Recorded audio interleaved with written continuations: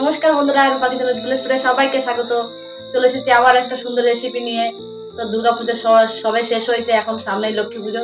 তো লক্ষ্মী পুজোর স্পেশাল আজকে আমি বানিয়ে দেখাবো দুধের নাড়ু। তো দুধের নাড়ুটা কিভাবে বানাচ্ছি দেখতে থাকুন, খুব ভালো লাগবে। এইভাবে দুধের নাড়ু বানিয়ে কিন্তু লক্ষ্মী পুজোতে প্রসাদ হিসাবে দিতে পারেন, দেখবেন খুব ভালো লাগবে। তো চলুন শুরু করি আজকের রেসিপি। এই রেসিপিটা বানানোর জন্য কিন্তু আমার এখানে প্রথমেই লাগবে ঘি। আমি 1 চামচ ঘি নিয়েছি, ঘিটা আমি কড়াইতে দিয়ে দেবো। এদিকে ঘিটা গরম করে নিয়েছি। তো এবারে এখানে আমি 1 লিটার দুধ নিয়েছি, লিকুইড দুধ। এটা কিন্তু আমি গরুর দুধ নিয়েছি, তো চাইলে কিন্তু আপনারা প্যাকেট দুধ দিয়েও করতে পারেন। তো দুধটা আমি এর মধ্যে ঢেলে দেবো।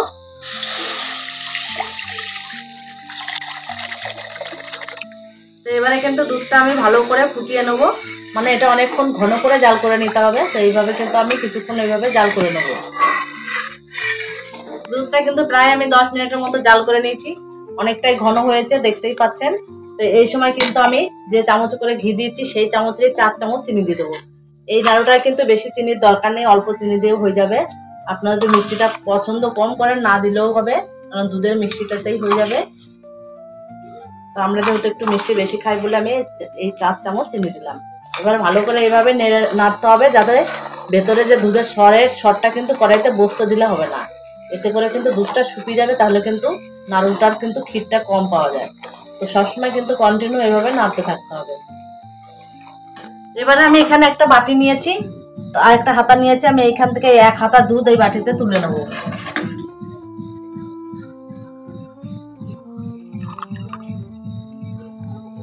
ঠান্ডা করে নিয়েছি, পুরো বেশি গরম দুধের মধ্যে কিন্তু দিতে যাবেন না। এবারে আমি এখানে 1 বাটি গুঁড়ো দুধ নিয়েছি, তো দুধটা অল্প অল্প করে দেবো, গুলে নেবো।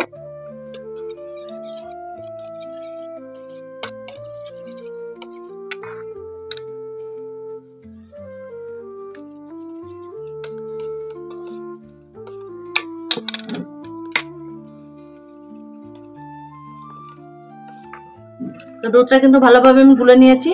এবারে এই দুধের বাটিটা নিয়ে আমি কড়াই দুধের মধ্যে মিশিয়ে দেবো।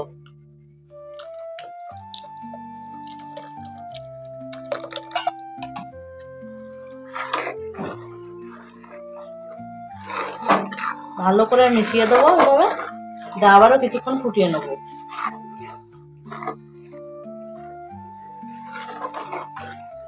এইভাবে বেশি করে জাল করে ঘন করে নিয়ে তারপর যদি ক্ষীরটা বানানো হয় না, তো সেই ক্ষীরের নাড়ুটা কিন্তু খেতে কিন্তু খুব সুস্বাদু হয়।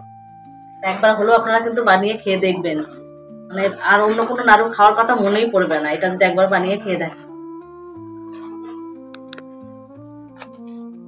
এবারে এর মধ্যে দিয়ে দেবো 1 চিমটি এলাচ গুঁড়ো। এতে করে কিন্তু গন্ধটা কিন্তু খুব সুন্দর হবে। আপনারা চাইলে দিতেও পারেন, নাও দিতে পারেন।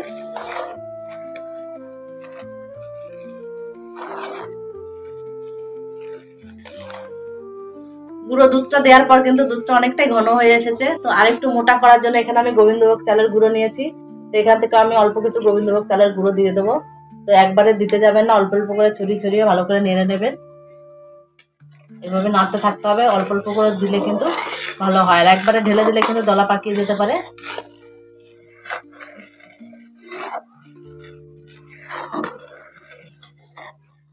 আমি 1 চামচ দিয়েছি, আমি আর 1 চামচ দিয়ে দেবো।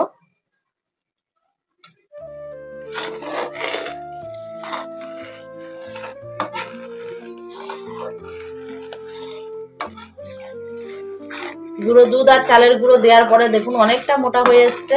তো এইভাবে কিন্তু নেড়ে নেড়ে একবারে ক্ষীর মতো, মানে একটা সফট ক্ষীর বানিয়ে নিতে হবে। দেখতেই পাচ্ছেন কত সুন্দর হয়েছে।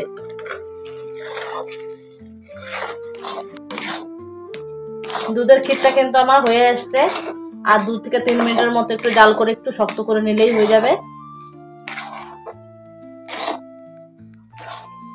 এদিকে কিন্তু আমার দুধের ক্ষীরটা কিন্তু শক্ত হয়ে এসেছে। এবারে কড়াই থেকে নামিয়ে নেব।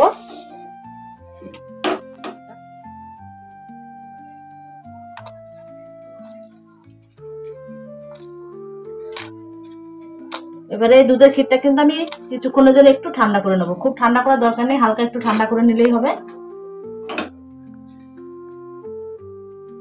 এদিকে কিন্তু দুধের ক্ষীরটা কিন্তু অনেকটা ঠান্ডা হয়ে আসছে, হাত দেওয়ার মতো। তো এবারে কিন্তু হাতে একটু সামান্য ঘি লাগিয়ে নিয়েছি, তো চাইলে সাদা তেলও লাগাতে পারেন। তো এবারে এখান থেকে কিছুটা নিয়ে আমি নাড়ু মতো গোল গোল করে নেবো। তো শেপটা কিন্তু আপনারা আপনাদের পছন্দ মতো করবেন। আমি যেহেতু বললাম আমি নাড়ু করবো, তার জন্য আমি নাড়ুর শেপটাই নেবো। কত সুন্দর হয়েছে দেখুন একবার।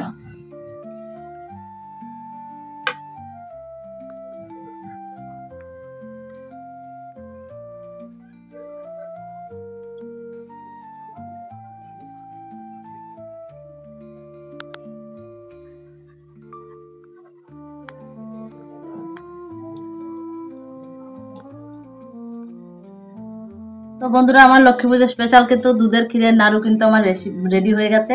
তো একটা নাড়ু আমি দেখাচ্ছি, কত সুন্দর দেখতেও হয়েছে, যেরকম খেতেও কিন্তু খুব সুস্বাদু হয়।